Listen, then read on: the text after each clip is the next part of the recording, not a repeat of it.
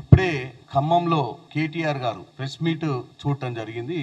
ఏం మాట్లాడతాడా, ఏమన్నా ప్రజలకు ఇప్పటికైనా మంచి సందేశం ఇస్తాడా, వాస్తవాలు మాట్లాడతాడా, ఏమన్నా మార్పు వచ్చిందా అని అనుకొని చూస్తే మార్పు రాలేదు. కానీ నాకేదో డౌట్ వచ్చింది.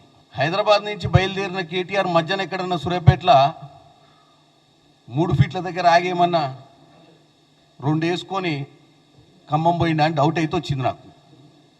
ఎందుకంటే ఆయన ప్రెస్ మీట్లో మాట్లాడిన ఆవేశము, కనెక్షన్ లేని మాటలు, వాళ్ళు చేసిన తప్పులన్నీ ఆయనే చెప్పుకోవడము, అవన్నీ ఎదుటి వాళ్ళు ఇప్పుడు ఈ సంవత్సరంన్నర పాలన గురించి 2 సంవత్సరాలు అని చెప్పడం.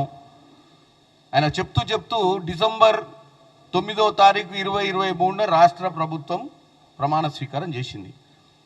2 వేసుకోడు కదా అని 2 ఏళ్ళు చేసిండు దీన్ని.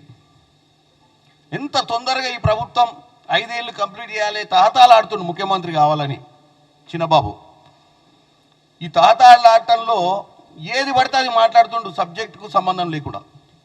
ముఖ్యమంత్రి గారి మీద విరుచుక పడితే తెలంగాణ ప్రజలు మళ్ళీ ఆయన ముఖ్యమంత్రి చేస్తాడని పిచ్చి ఆలోచనలో ఉన్నట్టుండు. మా సంవత్సరాల పాలన, మీ 10 సంవత్సరాల పాలన గురించి మనం ఇద్దరం మాట్లాడుకుంటే సరిపోదు. నీ 10 సంవత్సరాల పాలన గురించి తెలంగాణ ప్రజలు తీర్పిచ్చిరు, ఇంట్లో కూర్చోబెట్టిరు. రేవంత్ రెడ్డి లీక్ వీరుడా, గ్రీక్ వీరుడా, అది నువ్వు కనుక్కోవాల్సింది మీ నాయన దగ్గర పోయి ఫామ్ హౌస్లో. గ్రీక్ వీరుడా, ఏ వీరుడు ఆయన చెప్తాడు. ఎందుకంటే ఆయన రేవంత్ రెడ్డి గారి దెబ్బకే కుదేలైపోయి ఫామ్ హౌస్లో పండుకోనుడు మీ నాయన. 3వసారి ముచ్చటగా అధికారంలోకి వస్తాం, ఇంకొక 5-6 లక్షలు దోసుకుందామనే పిచ్చి ఆలోచన. తెలంగాణ ప్రజలు గుర్తించి తెలంగాణను కాపాడుకురు. ఇకపోతే ఇంకేమో చెప్తావు నువ్వు ముచ్చట. నీ గురించి రేవంత్ రెడ్డి గారు చిట్ చాట్లో మాట్లాడుతుండు.